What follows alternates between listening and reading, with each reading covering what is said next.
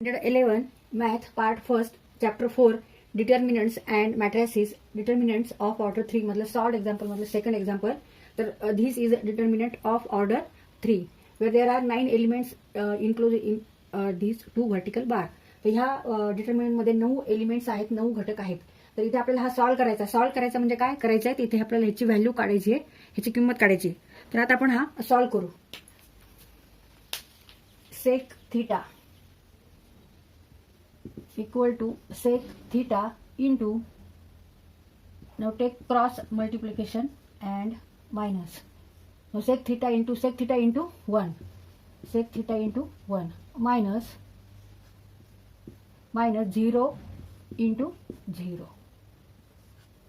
आता tan theta ने multiply करायचे.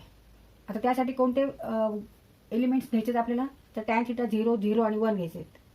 ह्या कॉलम मधले हे दोन एलिमेंट आता घ्यायचे नाहीत आपल्याला आणि मायनस घ्यायचंय. Minus tan theta in bracket, मग tan theta into 1, tan theta into 1 minus 0 into 0, 0 into 0.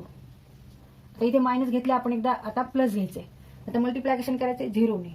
मग आता कोणते एलिमेंट्स घ्यायचे, तर हे एलिमेंट्स घ्यायचे. आता हे एलिमेंट नाही घ्यायचे, ह्या कॉलम मधले हे एलिमेंट नाही घ्यायचे, हे घ्यायचे. हा छोटा डिटर्मिनंट घ्यायचा आपल्याला. मग हा 2 ऑर्डरचा जो डिटर्मिनंट आहे तो सॉल्व्ह करताना आपण काय करतो, क्रॉस मल्टिप्लिकेशन आणि सबट्रॅक्शन करतो. मग त्याच पद्धतीने करायचं. आता 0 ने मल्टिप्लाय करायचंय.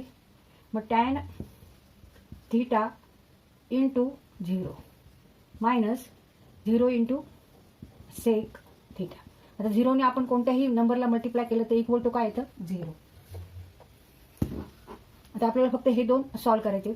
Equal to sec theta in bracket, sec theta into 1 sec theta, 0 into 0 0 minus tan theta in bracket tan theta into 1 tan theta minus 0 into 0 0 आणि प्लस 0 प्लस 0. ह्याच्या पूर्णची व्हॅल्यू काय येणार आहे, 0, कारण 0 ने आपण मल्टिप्लाय करतोय.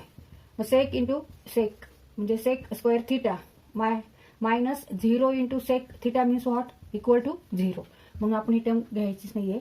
मग इथे फक्त सेक स्क्वेअर थीटा आला, नंतर minus tan square theta, tan square theta and tan square theta into 0 0. But we know that fundamental identity of trigonometry is that 1 plus tan square theta equal to sec square theta.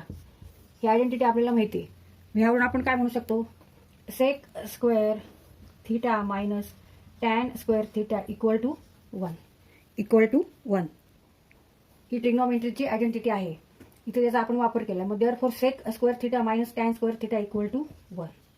मग ह्या डिटर्मिनंटची value काय आलेली आहे, किंमत किती आलेली आहे, 1 म्हणजे 1. Therefore answer is here 1. आता आपण थर्ड एक्झाम्पल सॉल्व्ह करू.